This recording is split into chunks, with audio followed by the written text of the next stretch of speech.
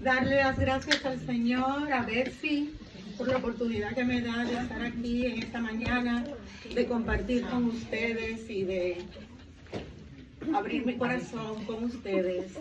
Creo que en algunas ocasiones lo he hecho individualmente, en conversaciones casuales, en oportunidades que Dios espontáneamente ha puesto en nuestras vidas y hemos hablado y hemos compartido. Entonces lo que voy a compartir aquí quizás lo he compartido en algunas ocasiones, parte de lo que voy a compartir, parte de mi testimonio, pero también quizás haya hermanas que no me conocen. Entonces, antes de comenzar, yo quiero que piensen en este tiempo y en lo que yo voy a compartir como si fuera una sinfonía.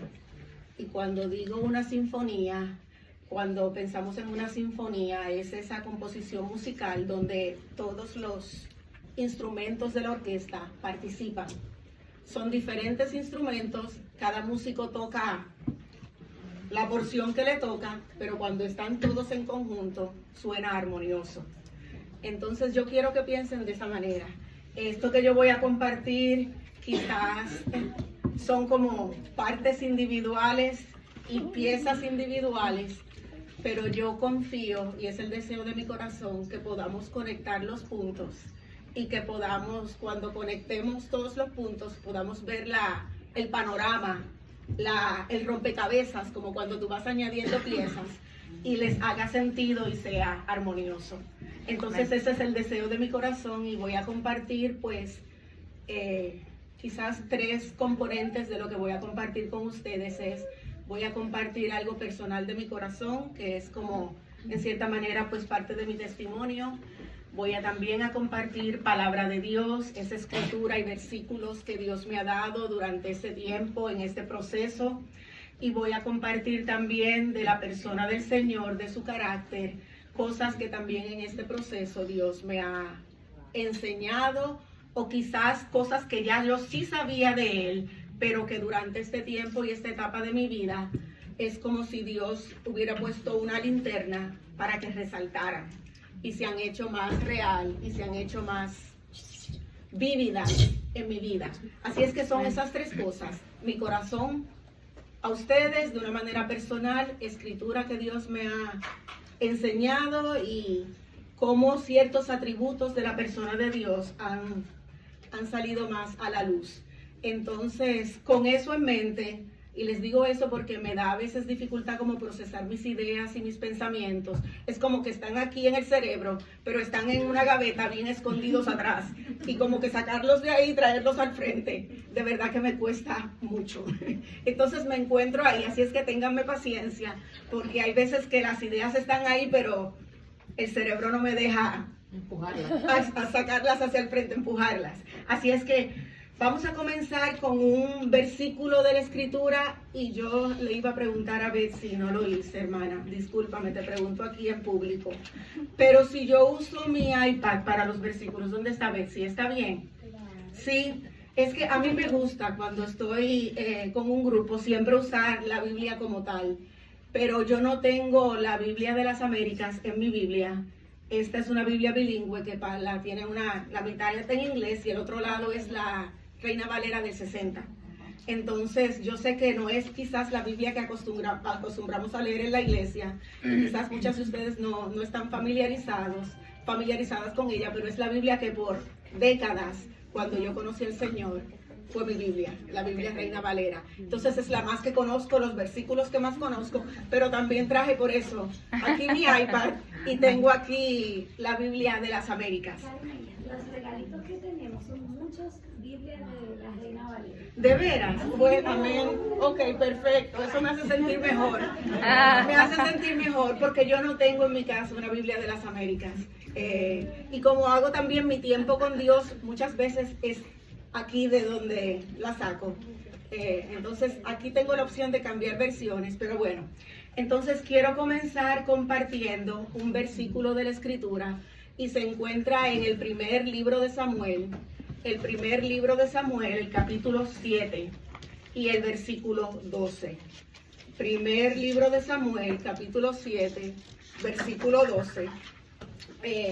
Vamos a estar mirando varias porciones, si el tiempo nos da, si yo puedo lograr llegar a donde quiero llegar, pero vamos a estar usando la Biblia bastante hoy.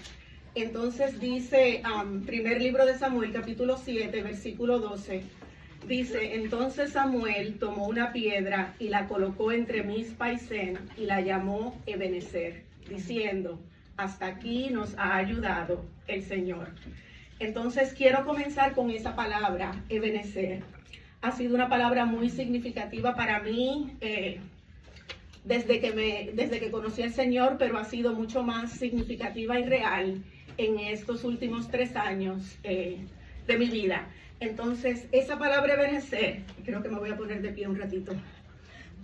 Esa palabra Ebenezer habla de la intervención directa y divina de Dios en nuestras vidas para ayudarnos. Gracias. Esa palabra Ebenezer es una palabra hebrea compuesta, Eben y Ezer. Y Eben quiere decir piedra y Ezer quiere decir ayuda. O sea que la palabra Ebenezer, la traducción sería piedra de ayuda. Y de hecho, y esto es una nota al calce, pero es interesante, piensen en esto, es interesante, pero esa palabra Ezer, que está ahí en el nombre de Ebenezer ayuda, es la misma palabra Ezer que Dios usa en Génesis 2:18 cuando describe el papel de Eva en su relación con Adán. Y le dice que te voy a dar ayuda, es la misma palabra en hebreo, Ezer. Entonces, aquí encontramos esta palabra Ebenezer en este capítulo 7 del primer libro de Samuel, el versículo 12.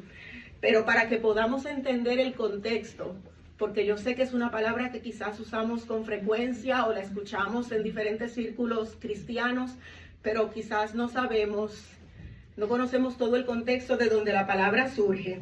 Entonces yo quiero que vayamos ahí mismo en el libro de Samuel, el capítulo anterior, el versículo 6, nos da una información acerca del arca del Señor y nos dice en ese capítulo 6, versículo 1, que el arca del Señor estuvo en la tierra de los filisteos por 7 meses. O sea, el arca del pacto de Dios llevaba 7 meses en el poder de los filisteos.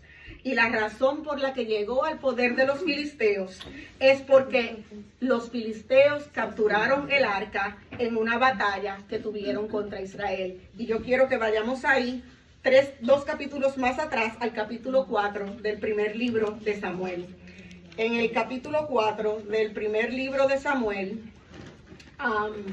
dice ahí, el arca de Dios fue capturada y murieron los 2 hijos de Elí, Ofni y Finés.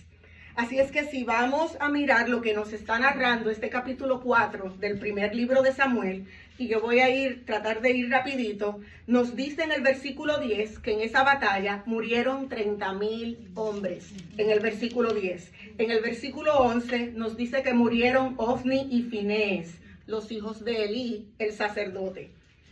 En los versículos del 12 al 18 nos narra cómo el padre de Ofni y Finés, Elí el sacerdote, también muere.